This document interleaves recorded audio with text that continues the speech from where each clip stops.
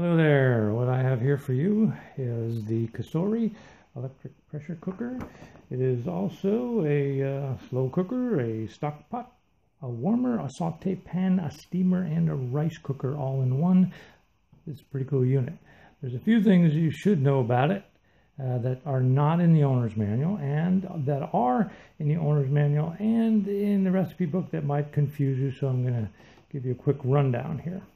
Okay, now one of the first things you might want to know about this is the control panel, which I'll show you in a moment. After I plug it in, I gotta put some water in it first, but I'll show you basically the structure of it. It's pretty solid on the bottom. It's got a lot of really good rubbery feet here, and it sits well on the countertop. Turning it around, that's pretty much it. Okay, what I'm going to show you first on this side is the back side.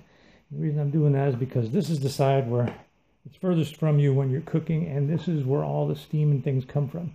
What they don't talk about in the book too much is this steam valve. This valve here is locking in the steam right here. It's letting the steam out there. Now if you move it, it raises upward slightly from the pressure cooker. And as you can see, it jiggles around a little bit. Now what they don't tell you in the book is that you can actually remove it. It just pops right off. You can actually see right through it. Okay. There's a hole up in here that kind of vents the steam, but this seals well. It's not going to really fall out, but I would be a little cautious if you're washing things around the sink or whatever. This hasn't been removed. It'd probably pop it off. They don't actually talk about that in the owner's manual. This here is your float valve. When this is up, there's a pin here that you may or may not be able to see. It sticks into the thing here. That's actually your lock feature. You'll see it move right there and it goes in. Now, it only comes out right now, right here, to be visible, because when the pin on the inside is pushed, it hits this, it pops out. And it can only do that when this float valve is down. If this float valve is up under pressure, this will not pop out. And when that doesn't pop out, that pin stays in, this stays locked. So you cannot accidentally open the lid and blow your face full of steam. That's really cool, and they don't really talk about that in the owner's manual. They should. I think it's a great feature. They do mention the locking lid and all that, but they don't point to it in any diagrams. They don't really tell you how it works. Well, that's how it works. This other thing here, this little red thing, that's your float valve. If I tip it downward, basically you'll be able to touch it. Otherwise, it's sitting in there recessed. It's not under pressure.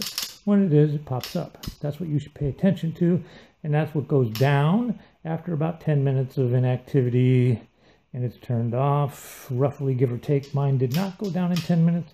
That's probably because of what I was cooking at the time. If you want to clean it, they refer to that, and it's very, very, very, very simple. You just pop off this little silicone cap here, and there's the end of it. Pops out the other side.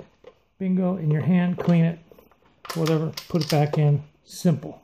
Take this cap, put it back on, you're done.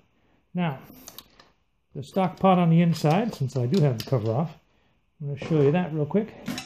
It's really heavy duty. It's this is probably as thick or thicker than some of these stainless steel pans that I own. It's very well made, very solid, sits inside nice and snug, and that's beautiful. Now, looking at the inside of the pot, I'll show you real quick too, because I got it off.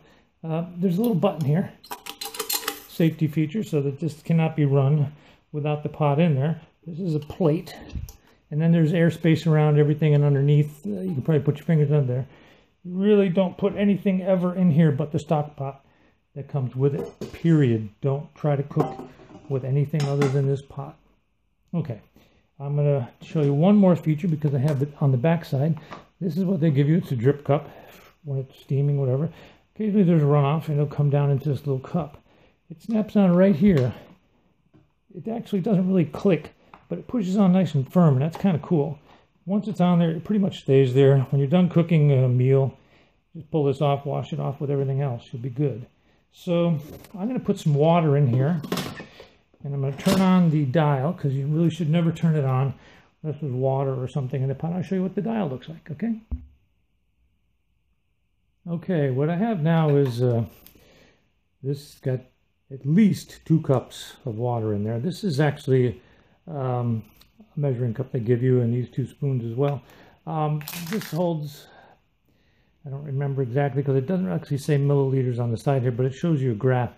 It's 1.5 cups is approximately 320 milliliters, which is recommended always for a minimum requirement for liquids in a pressure cooker mode. So, and it also depends, there's very few recipes that actually have a lot of moisture in the product you're cooking, so there's a variable there that they allow, but the minimum is 1.5 cups of liquid. So that being said, I'm going to turn that on in a second. I'll show you what the control looks like. All right, now when you get your Cosori and you want to use it after your food's put in there, etc., that's when you plug it in. And that's what they tell you to do. You put it in there, you plug it in. I'm going to show you what I'm doing here. You can see the light come on. All right, there it is. There we go. Now that's the light telling you the power unit is on. These are the preset modes down here. It's called menu on this, and none of this is functional. These are just reference only. This is actually your control pad right here. That's it. This is just reference, and it's referred to as presets when the P comes up on the program, and I'm going to show you what that is here. So we're going to go to menu where it says menu, which is confusing because it's actually a preset, and it says P01. That's the one that's on now. If I just let that flash, eventually it's going to start cooking on preset 01 and so forth. So if you want to go up or down, you just go up or down and find the preset you want. Now, because I cooked some rice in here, I found the preset. This is the cook on-off mode, which I just touched. It's on high. Now it's just in standby. We'll go to preset 7, okay? Preset 7, and I do have water in here, by the way. So preset 7 is for rice. Now, in the cookbook they give you, it shows you on one of the pages that you can cook rice in 3 minutes, white rice. And you'll see that the menu icon is lit there for M, which is down here, and that's P07 for preset 07. And all the other functions work. I'm not going to get into every single one of them, but this is a delay timer, plus or minus timers, and it's defaulted to high if you're using manual mode and all that. And you can increase or decrease the time up to 60 minutes total, or all the way down to 1 minute in manual mode. But right now I'm in preset mode P07. P07 is for rice. In the book it says 3 minutes cook time. In contradiction to that, in the book it tells you that preset number 7 is for white rice. It cooks 14 to 18 minutes.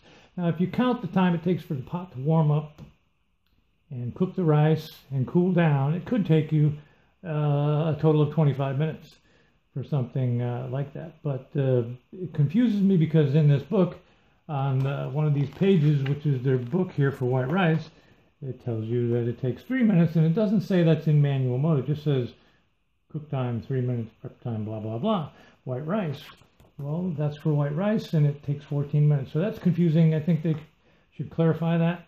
Aside from all that, the pressure cooker works great. The timer will come on in a minute. After that float valve comes up, which shows that it's under pressure, this will have a timer here, and it will count down all the way to 0, at which point the warmer light will come on to say that it's going to stay warm. In normal cooking mode, you might want to just shut it off at that point. What you do is you hit this button, turns it off, all right, and then you unplug it. You always do that before you unplug the unit. That's so you don't screw up your circuitry, I would imagine. And that's pretty much it. Aside from those little quirks, this is a really solid unit. It's very well made, and I'm not going to open it right now because, well, the float valve is not up. I didn't have enough time. But you follow your instructions in the book, with a few exceptions. This seems to be spot on. It's very versatile, very well made, very stylish. I like it, and I think you might like it too, so there you go. Okay, along with this Cosori pressure cooker, you're going to get a cup and a couple of plastic spoons, an extra lid, which is really well made, and that goes on in place of the steamer lid so that you can warm foods, keep them warm, display them on the kitchen table, whatever. And here you have an extra seal, silicone. This is what's in there, and it's very, very easy to remove. So you do get all these extra things, and you also, of course, get the Cosori owner's manual and the Cosori reference book for certain recipes they decided you might like to look at.